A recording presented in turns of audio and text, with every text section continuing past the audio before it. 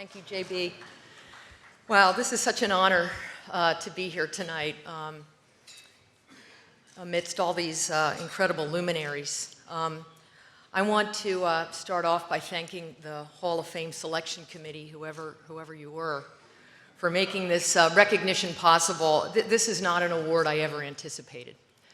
I want to congratulate, of course, the other members of the class, some of whom I have the privilege of knowing, including my former NBA colleague, Steve Helmuth.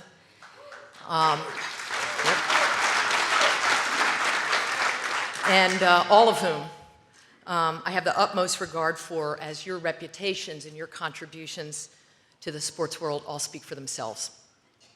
This is a little known fact, but I had a very, very short-lived stint as a color analyst for ACC women's basketball games on Raycom Jefferson Pilot about 3 decades ago.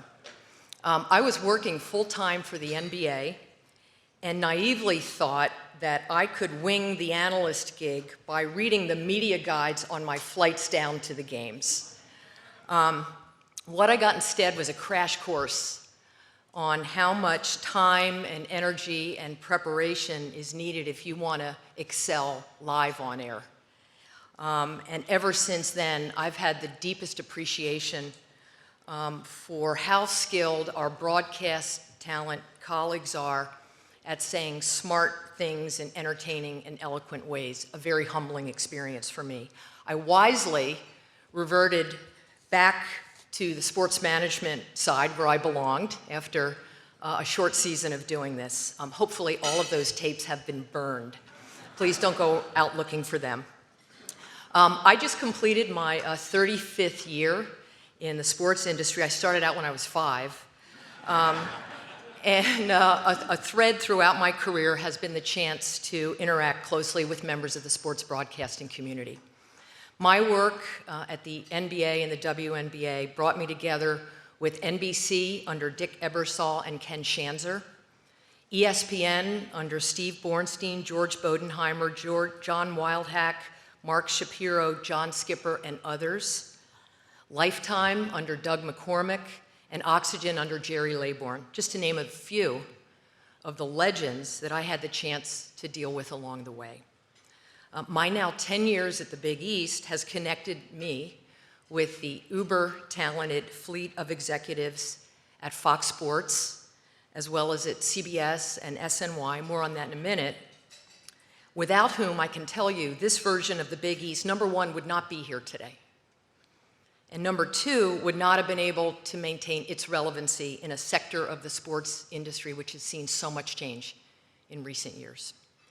At every single turn, I've been reminded, forcefully I might add, about the power of television to tell stories, to build stars and rivalries, and to bring together the masses in ways not possible with other institutions in our culture.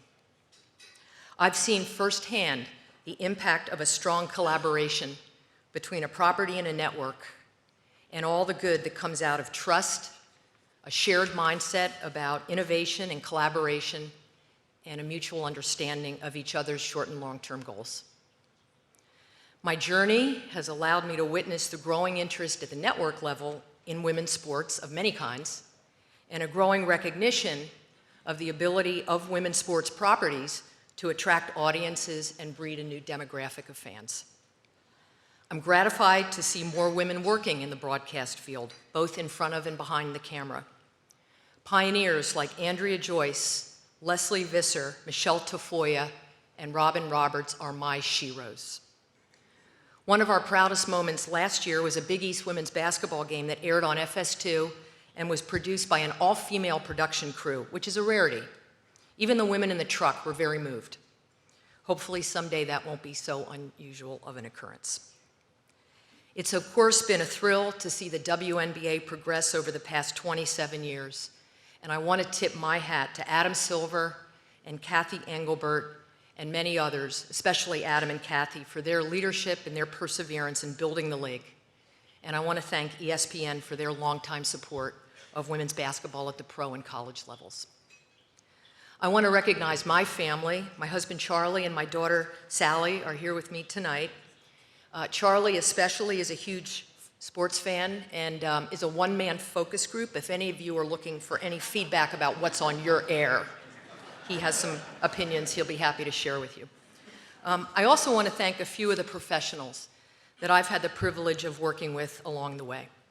First, my bosses at the NBA, David Stern and Russ Granick, and early on Gary Bettman, who were ideal mentors on every imaginable front.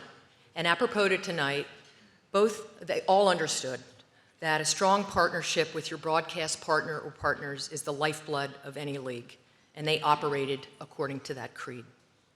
I want to give a shout out to Neil Pilson, my partner in the classroom at Columbia University after his CBS Sports and my WNBA days were over. Neil is one of the most astute executives I've ever encountered, and he taught me volumes about TV during our 4 years together up at Columbia. Former ESPN executive Carol Stiff also deserves a nod. If you're a women's sports advocate, then you owe Carol a huge debt of gratitude for decades of pushing to bring women's sports teams and athletes the coverage and the respect that they deserve.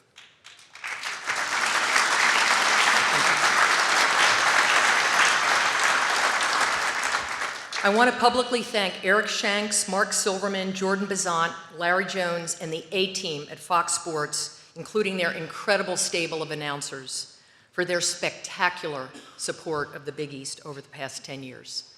Our successes, including in March Madness over the past several years, were aided in no small part by the resources and the visibility that the Fox family of networks have provided to us, and it's been an absolute honor to be in business with such a talented and committed group of professionals. I also want to applaud Sean McManus, David Burson, Dan Weinberg, and their team at CBS for their exceptional coverage of the NCAA basketball tournament, and I want to thank Steve Robb and SMY for their longstanding support of UConn women's basketball. I would sign off with a kiss, but I don't want to spring for the licensing fee to Bill Raftery. No, he's got the rights there, beloved as he may be. So I'll just close by saying a heartfelt thanks again to all of you for this incredible honor. You have given me and my family a night that we'll never forget. So thank you so much.